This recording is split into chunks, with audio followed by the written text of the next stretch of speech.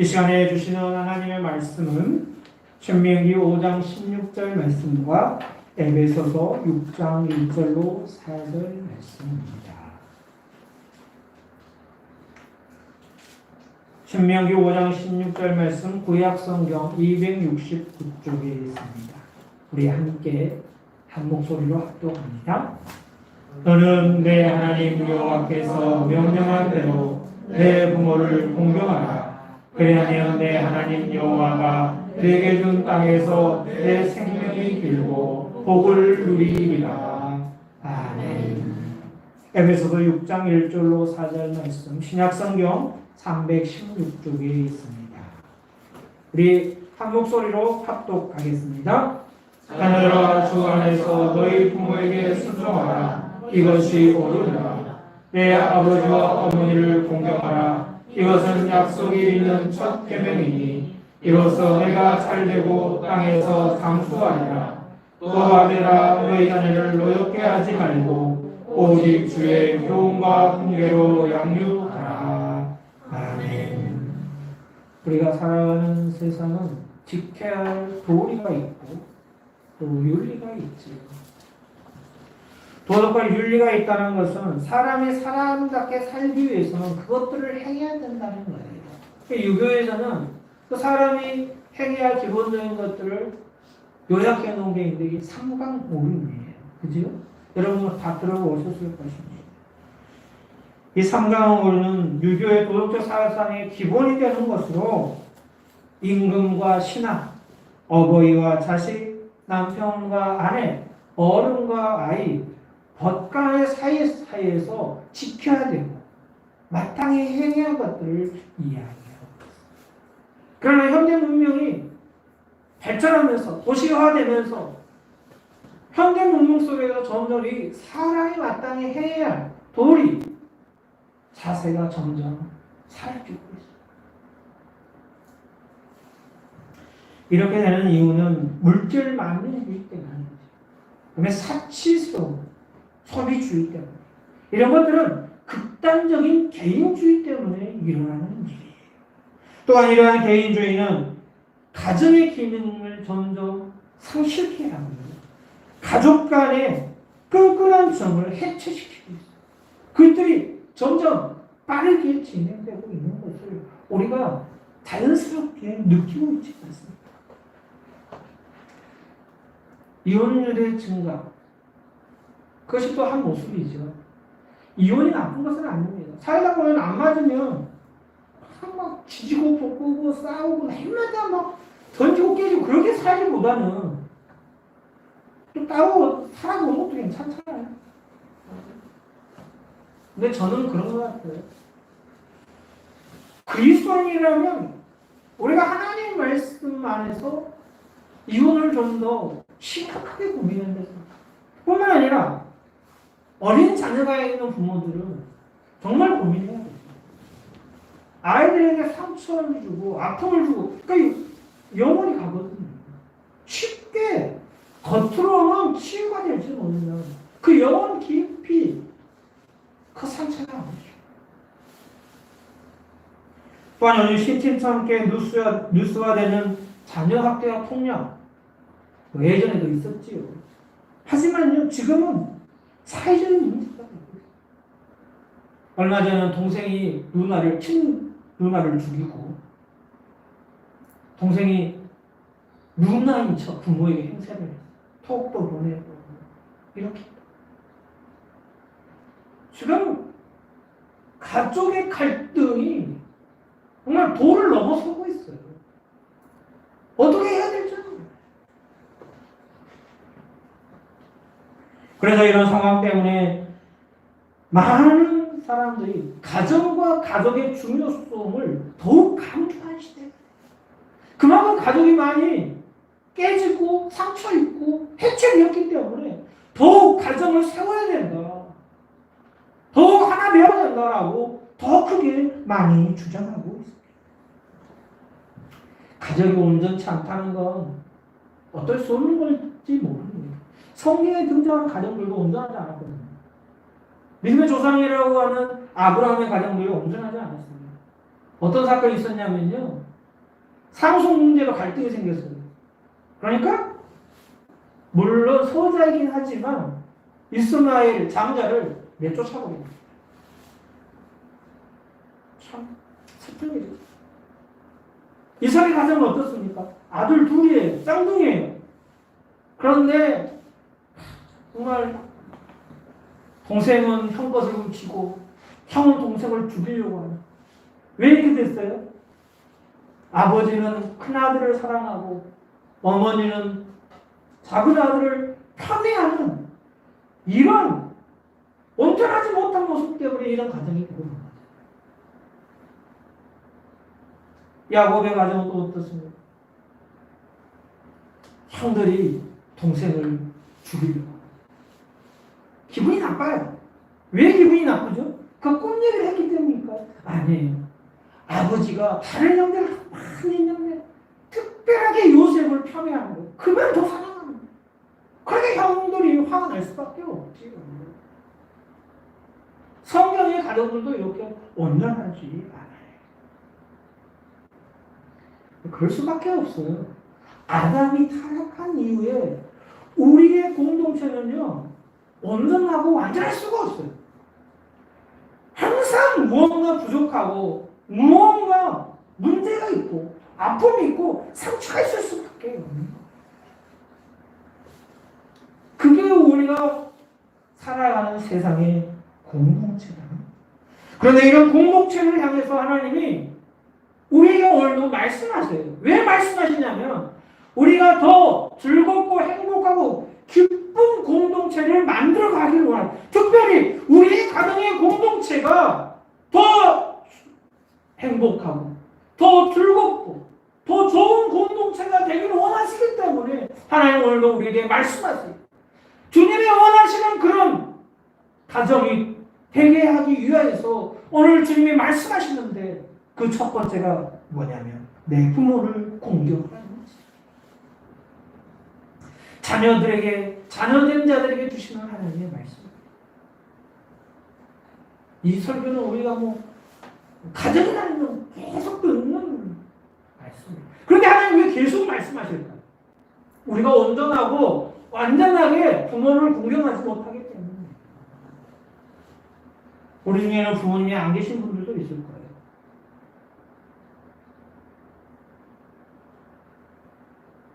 그럼 우리에게 혹시 부모가 있다면, 혹시 부모가 마음에 들지 않더라도 하나님께서 우리에게 명령하셨으니 하나님께서 주신 말씀대로 순종하는 자녀가 되어야 할 줄을 믿습니다. 이 명령은 첫 계명이라고 말씀합니다. 에베소 6장 2절에 이렇게 말하죠. 약속이 있는 첫 계명이라고 말해요. 어떤 약속을 가지고 있습니까? 축복의 약속을 가지고 있습니다. 3절 말씀에 이로써 내가 잘되고 땅에서 장수하리라. 우리 10계명을 다 알고 있죠. 1계명에서 4계명까지는 뭐예요? 하나님과 우리의 관계 속에 있어요. 그 다음에 5계명부터 10계명은 우리의 이웃과 나의 관계예요. 근데 그 5계명부터 10계명 중에 첫 계명이 뭐냐? 내 부모를 공경하라는 거예요. 뭐 살인하지 말라, 도둑질 하지 말라, 이런 거 가능하지 말라 다 했는데 하나님의 인간과 인간 사이에 주신 첫 계명, 그건 내 부모를 공경하라. 가장 중요하기 때문에 그렇게 말씀하시는 거예요. 그 모든 것에서 우리가 출발하고 시작되고 복을 받게 되는 것이기 때문에, 가정에서 모든 것이 시작되기 때문에 하나님은 우리에게 그렇게 명령하시는 거예요. 부모가 좀 부족할 수도 있어요. 어쩔 수 없어요. 사람이라는 거잖아요. 부모가 잘못 판단할 수도 있어요. 부모가 아플 수도 있어요. 그러나 하나님은 믿음의 자녀들이라면 그 부모에게 공경하고 순종해야 할 것을 하나님 얼마나 강력하게 말씀하신 줄 알아요. 성경을, 구약 성경을 보면요, 정말 하나님이 이렇게까지 엄하게 말씀하시나? 라고 생각할 정도로 말씀하세요. 잠언 28장 24절에 이렇게 말해요. 부모의 물건을 도둑질하는 자는 멸망을 받게 된다. 부모님 것이 내 것이지 뭔 멸망까지. 하나님 그렇게 말씀하셨어요. 제가 말한 거 아니에요. 부모의 것을 도둑질하는 자는 멸망을 받게 될 것이다. 또한 신명기 21장에는요. 완악하고 폐역한 자녀가 있는데 부모가 말을 했어. 근데 순종하지 않고 방탕하고 술에 쪄놓고 있고 이런 자는 어떻게 하라고요? 모든 성읍 사람들이 모여가지고요. 그 자녀를 돌로 쳐 죽이라고 말씀하셨어요. 아이고. 신명기 27장 16절에 이렇게 말해요.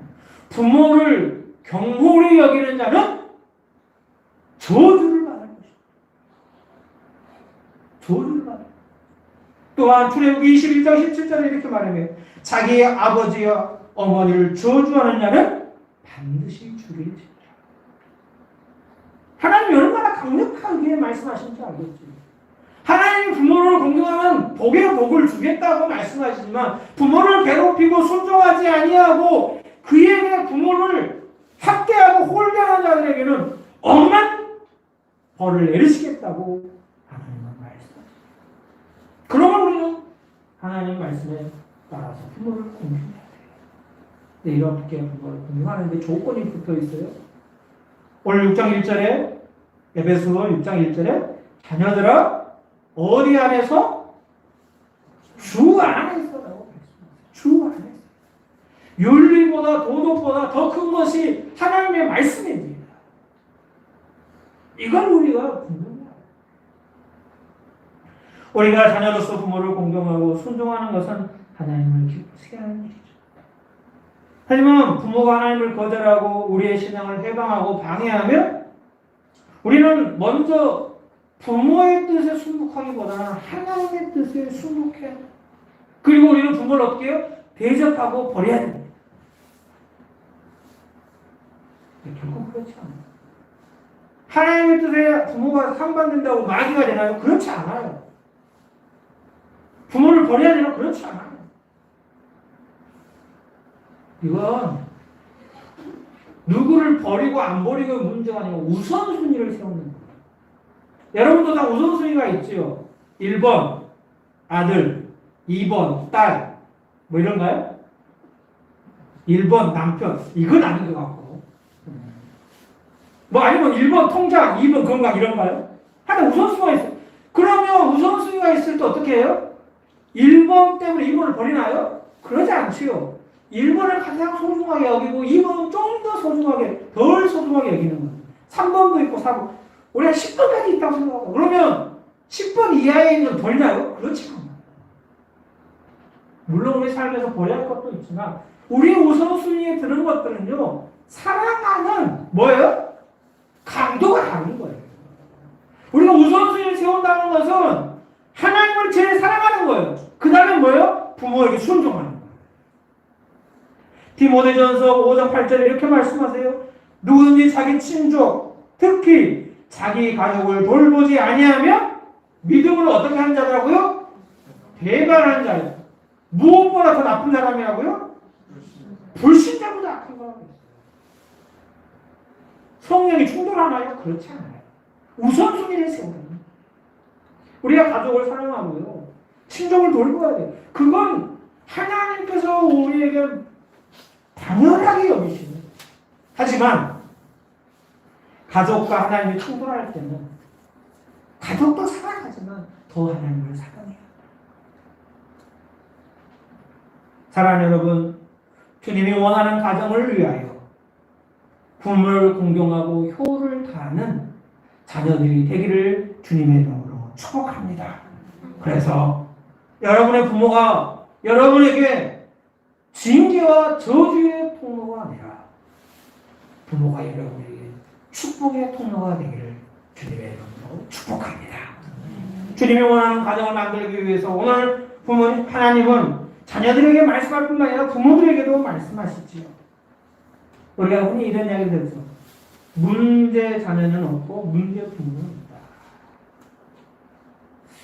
근데 어떤 이들은 이런 문제 아들의 문제가 사회 구조적인 문제다 이렇게 말하는 사람도 있어요. 근데 그 사회 구조를 만든 사람은 누구예요?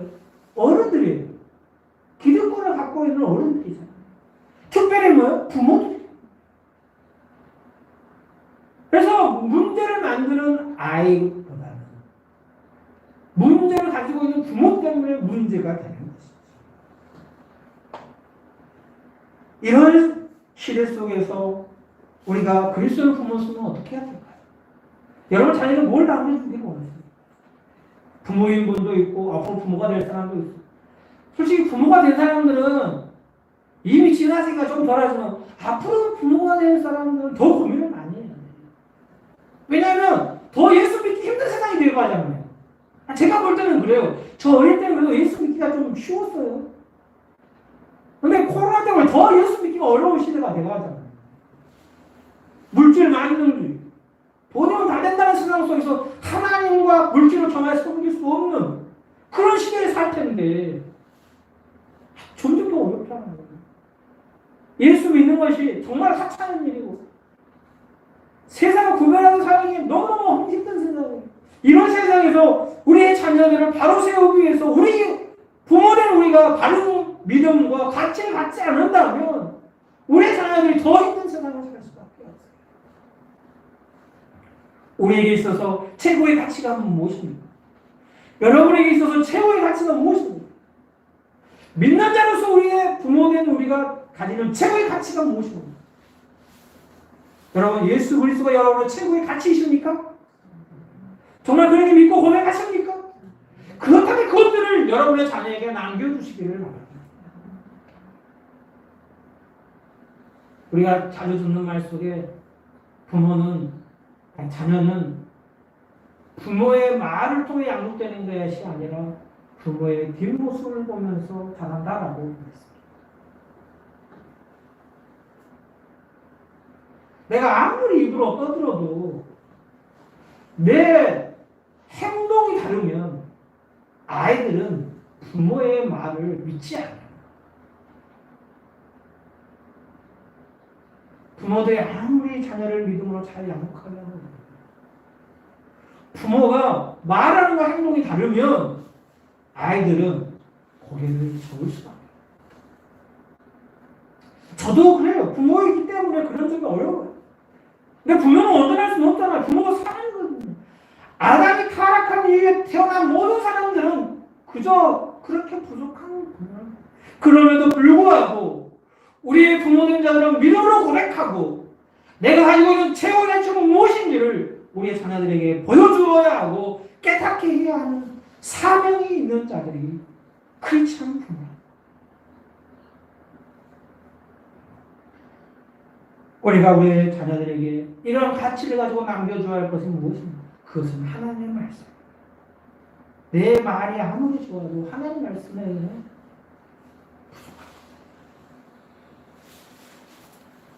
제가 극동방송을 들으면서 어떤 어머니의 감정을 들었습니다. 제가 수요일 날도 그런 이야기를 했습니다. 이 딸이 아주 신나게 사춘기를 얼마나 어렵게 보냈어요. 근데 엄마 마음에 이 아이 안에 마음에 말씀이 들어가면 이 아이가 되는 것 같은 거예요. 그래서 이 아이를 데려놓고 이야기합니다. 내가 이제부터 용돈을 끊겠다. 그 대신 너가 성령을 한번 통독하면 내가 30만 원씩 용돈을 주겠다. 그리고 선언을 하고. 잘 됐을까요? 뭐가 잘 되겠어요. 처음부터 신나는 아이가. 아주 가출을 하고 엄마하고 싸우고 쉬운 게 아니에요. 갈등이 점점 좋게 가보려고 하는데 갈등이 점점 심해진단 말이에요. 놀라운 일이 일어났어요. 한 번 읽고 두 번 읽고 점점 통독의 횟수가 늘어갈수록 아이가 변하는 것이 있어요. 그리고 어느 순간부터 엄마하고 신앙적인 대화가 돼요. 그리고 어느 수준을 넘어서서는요 엄마의 신앙적인 조언을 할 수 있는 아이가 되는 거예요. 말씀을 가까이 하면 그 말씀을 조명하시고 그 말씀을 기록한 성령님이 우리를 변화시켜 갈 줄을 믿습니다. 눈에 보이지 않아도 그래요. 하나님의 말씀은 살아있고 어떤 칼보다 예리하여 우리의 영과 혼과 관절과 골수를 찍어 쪼갠다고 말씀합니다. 우리를 변화시킨다고 말씀하셨어요. 여러분, 설교보다 더 중요한 게 하나님의 말씀이에요. 설교는 사람의 말이 들어갈 수도 있고요. 온전하지 않을 수도 있지만 하나님의 말씀은 온전하거든요.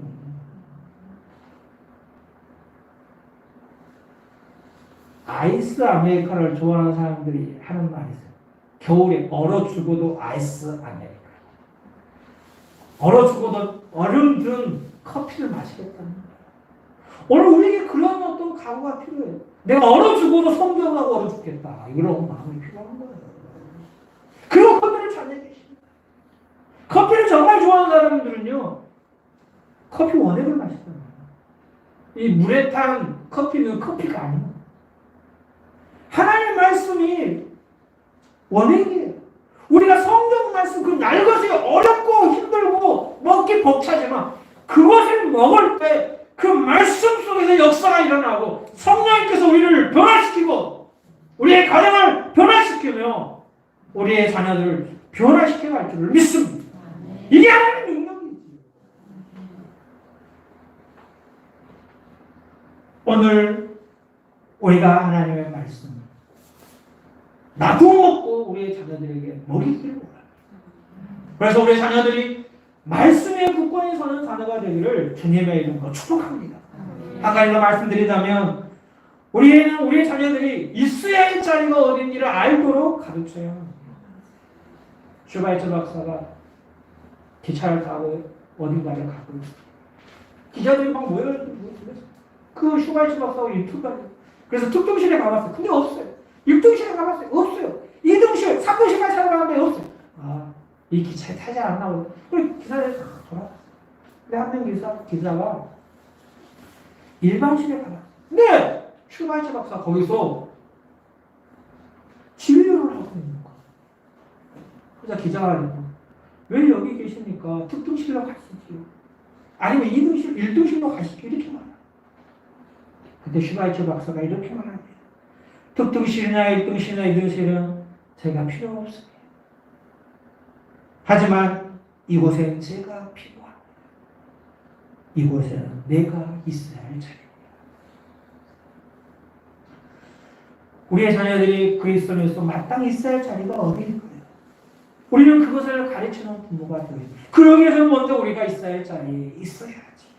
그렇게 됐을 때 우리의 자녀들이 자기의 영광이나 멍에나 이익보다는 하나님을 예배하는 곳에 공의와 정의를 세우는 곳에 약한 자의 친구가 되어주는 곳에 하나님의 영광을 위한 곳에 자신이 필요로 하는 곳에 있게 되는 것입니다. 사랑하는 부모 여러분, 주님이 원하시는 가정을 위해서 우리가 부모로서 해야 할 일이 많지. 그 부모로서 해야 할 일을 자꾸 미루지 마세요. 좋은 대학 가고 난 다음에 하지. 더 돈 많이 번 다음에 하지. 더 큰 집을 산 다음에 하지. 이렇게 미루어서는요, 그 영혼을 잃어버립니다. 그리고 주님 앞에 섰을 때 내가 내게 맡긴 가장 큰 사명, 내 자녀를 믿음으로 양육하는 걸 너는 왜 감당치 못했느냐고 주님이 우리에게 책망하신 날이 속히 이르게. 우리는 책망 듣지 않도록 우리의 자녀들을 위해 기도해야 합니다. 예수님께서 누가복음 23장 28절에 이렇게 말씀하셨어요. 예루살렘 딸들아, 나를 위해 울지 말고 너희와 너희 자녀를 위해 울라. 사랑하는 여러분, 자녀라면 자녀로서 부모를 공경하고 순종하고 효를 다해요. 우리가 믿음의 부모라면 부모로서 자녀를 주의 교훈과 말씀으로 양육해요. 그럴 때 우리의 가정이 오늘보다 내일보다 모레 더 주님이 원하시는 기뻐하는 가정이 될 줄을 믿습니다. 그렇게 우리의 모든 가정이 주님을 기쁘시게 하는 가정, 그렇게 행복한 믿음의 가정이 되기를 주님의 이름으로 축복합니다. 아멘.